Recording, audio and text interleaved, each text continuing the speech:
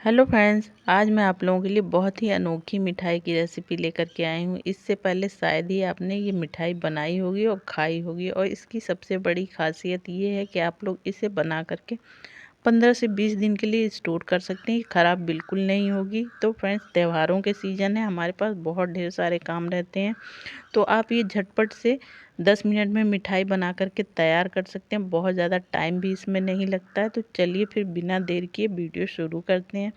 सबसे पहले हमें लेना है एक बड़ा सा बर्तन, और इसमें हमें लेना है 1 कप मैदा।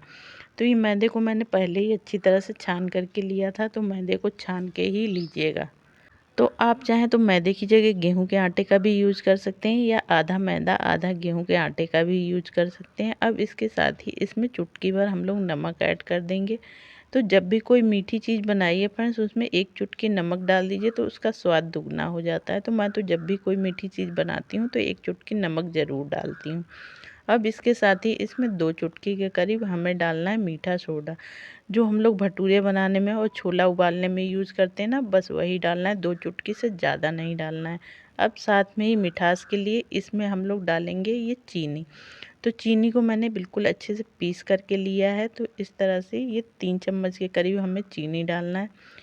तो मीठा आप अपने हिसाब से कम ज़्यादा कर सकते हैं, कम तो बिल्कुल ना करिएगा फ्रेंड्स। 3 चम्मच चीनी एकदम परफेक्ट होती है। अगर आप लोग ज़्यादा मीठा खाना पसंद करते हैं तो आप लोग 1-2 चम्मच चीनी की क्वांटिटी बढ़ा सकते हैं। अब इस तरह से बिल्कुल अच्छे से सारी चीज़ों को हमें मिला देना है, जिससे कि सारी चीज़ें आपस में अच्छी तरह से मिल जाएं। तो चीनी को फ्रेंड्स मैंने छान करके यूज किया था, चीनी को पीस करके छान लिया था, फिर मैंने यूज किया था। अब इसके साथ ही इसमें हम लोग ऐड करेंगे ये 3 चम्मच दही। तो ये दही फ्रेंड्स एकदम फ्रेश दही है, यानी खट्टी दही नहीं है। तो एकदम फ्रेश दही का ही यूज करना है। तो ये दही हमें 3 चम्मच लेनी है, 3 चम्मच से ज़्यादा नहीं लेना है। इससे क्या होगा कि हमारी मिठाई एकदम फूली फूली बन करके तैयार होगी। तब इस तरह से 3 चम्मच दही डालने के बाद अब इसमें 1 चम्मच रिफाइंड ऑयल डालेंगे, जिससे कि हमारी मिठाई एकदम खस्ता बन करके तैयार हो। तो आप रिफाइंड ऑयल की जगह घी का भी यूज कर सकते हैं। अब इस तरह से सारी चीज़ें डालने के बाद हम लोग बिल्कुल अच्छे से सारी चीज़ों को मिला लेंगे। तो आप चाहें तो दही को किसी कटोरी में डाल करके चम्मच से फेंट करके उसका भी यूज कर सकते हैं, या फिर ऐसे भी दही को डाल सकते हैं जैसे कि मैंने डाला। अब इस तरह से अच्छी तरह से सारी चीज़ों को हमें मिला देना है, और मिलाने के बाद इसमें हमें थोड़ा सा ऐड करना है दूध। तो जिससे कि हमारा आटा लग कर के तैयार होगा। तो इसमें मैंने 3 से 4 चम्मच के करीब ये दूध ले लिया। ज़्यादा दूध का हमें यूज़ नहीं करना है। अब इस तरह से थोड़ा थोड़ा करके हमें दूध डालना है, और दूध डाल करके इसका एक आटा लगा करके तैयार करना है। तो इसका आटा हमें थोड़ा ढीला ही लगाना है, बहुत सख्त आटा नहीं लगाना है। सख्त आटा लगा देंगे तो हमारी मिठाई अच्छे से फूल करके नहीं तैयार होगी। तो इसलिए इसका आटा थोड़ा ढीला ही लगाइएगा, बहुत ढीला भी नहीं लगाना है। अब इस तरह से देखिए थोड़ा थोड़ा दूध मैं डाल रही हूँ। 3 से 4 बार में मैंने दूध को डाला है, और इस तरह से ये देखिए मुलायम आटा हमारा लग गया है। तो बिल्कुल अच्छे से इसे हमें गूँथ लेना है। जितना ही अच्छा गूँथेंगे उतनी ही अच्छी मिठाई बन करके तैयार होगी। तो बहुत ही अच्छे से इसे गूँथ करके तैयार कर लेना है। तो फ्रेंड्स, आप लोगों को मेरी वीडियो थोड़ी सी भी यूज़फुल लग रही हो तो प्लीज़ वीडियो को लाइक, चैनल को सब्सक्राइब करना ना भूलिए। ज़्यादा से ज़्यादा फैमिली फ्रेंड्स के साथ शेयर करिए। अब इस तरह से ये देखिए आटा गूँथने में थोड़ा सा हाथों में चिपक रहा था, तो इसलिए मैंने 2 से 3 बूंद रिफाइंड ऑयल का हाथों में ले लिया, और बिल्कुल अच्छे से अब आटा हम लोग गूँथ पाएंगे। अगर आपके हाथों में चिपकता है तो आप लोग 2 से 3 बूंद तेल हाथों में लगा लीजिएगा, फिर इसको लगाइएगा। अब इस तरह से हाथों में लेकर के इसकी इस तरह बड़ी सी लोई बना करके तैयार कर देंगे। अब इसे ढक करके हमें 10 से 15 मिनट के लिए रेस्ट पे रखना है। तो रेस्ट पे रखना बहुत ज़रूरी है, जिससे कि ये बिल्कुल आटा हमारा अच्छी तरह से फूल जाए। तो इसको 10 से 15 मिनट रेस्ट ज़रूर दीजिएगा। तो चलिए इसे ढक करके मैं रख देती हूँ। तो 10 मिनट के बाद मैं आप लोगों को दिखाती हूँ कि हमारा आटा फूल करके कैसा हुआ है। तो ये देखिए 10 मिनट के बाद मैं दिखा रही हूँ, आटा हमारा बिल्कुल अच्छे से फूल चुका है। ये देखिए मैं उंगली से दबा रही हूँ, एकदम दबने के बाद ये ऊपर वापस आ जा रहा है। तो बिल्कुल इसी तरह से आटा हमारा लग करके तैयार होना चाहिए, यानी एकदम फूला फूला आटा हमें चाहिए। अब हाथों में थोड़ा सा तेल लगाएंगे, और तेल लगा करके फिर से आटे को एक बार मसल लेंगे, जिससे कि एकदम अच्छी तरह से मुलायम हमारा आटा हो जाए। तो ये देखिए एकदम मुलायम आटा हमारा लग करके तैयार हो चुका है। तो अब इस आटे के 2 टुकड़े कर देंगे और एक टुकड़े को हाथों में लेकर के इस तरह से इसकी एक बड़ी सी लोई हमें बना करके तैयार करनी है। तो ये देखिए लोई बन गई। दूसरे आटे की भी हमें इस तरह से लोई बना करके तैयार कर देनी है। तो आप चाहें तो इसे ज़्यादा क्वांटिटी में भी बना करके तैयार कर सकते हैं। तो इस तरह से ये दोनों लोइयाँ हमारी बन करके तैयार हो गई। अब हम लोग लेंगे चकला और चकले पे एक लोई रखेंगे। अब इस तरह से इसके ऊपर हमें थोड़ा सा सूखा आटा डस्ट करना है, जिससे कि हम लोग इसे आसानी से बेल पाएँ। तो बहुत ज़्यादा आटा नहीं लगाना है, एक बार अच्छी तरह से इसे दबा देंगे, फिर बेलन की सहायता से इसे हमें बेल लेना है। तो बहुत पतला भी हमें नहीं बेल करके तैयार करना है, ना ही बहुत मोटा। मैं आप लोगों को बेल करके दिखाऊंगी कि इसकी मोटाई हमें कितनी रखनी है।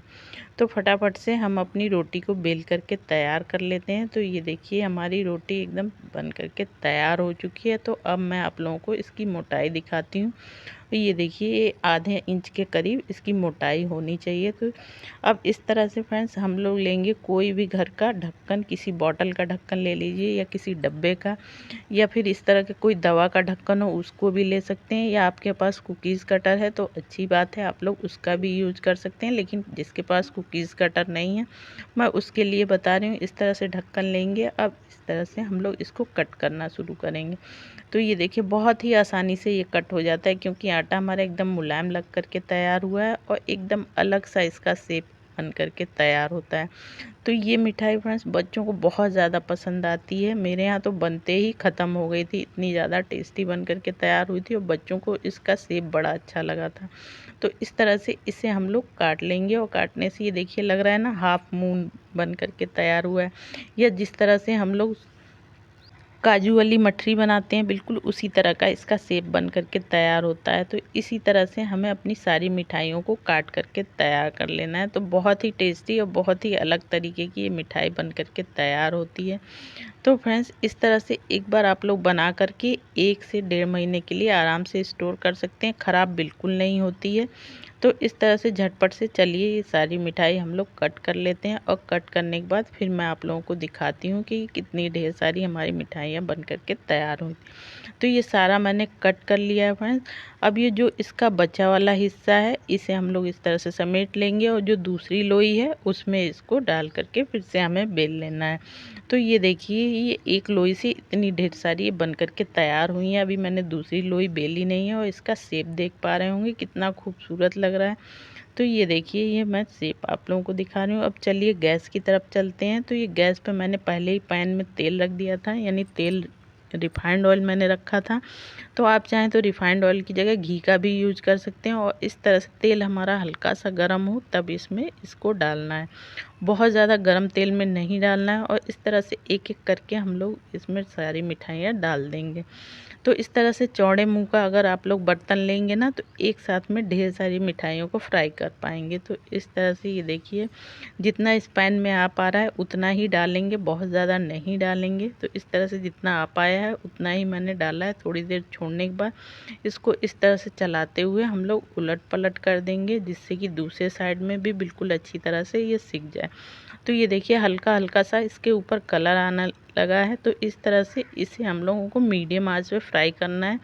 आंच हमें तेज़ नहीं करनी है, वरना कलर तो अच्छा आ जाएगा लेकिन अंदर से ये जो मिठाई हमारी है कच्ची रह जाएगी। तो इसको मीडियम आंच पे ही फ्राई करिएगा। तो एक बैच फ्राई होने में 3 से 4 मिनट लगते ही हैं।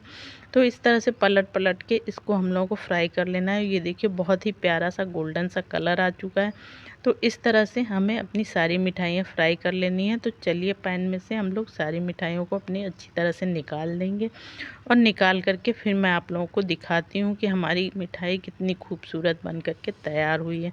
तो ये देखिए इसका लुक देख पा रहे होंगे कितनी ज़्यादा खूबसूरत लग रही है। तो इसका लुक बढ़ाने के लिए हमें एक काम और करना है, जिससे कि इसका लुक एकदम मार्केट की तरह आ जाए।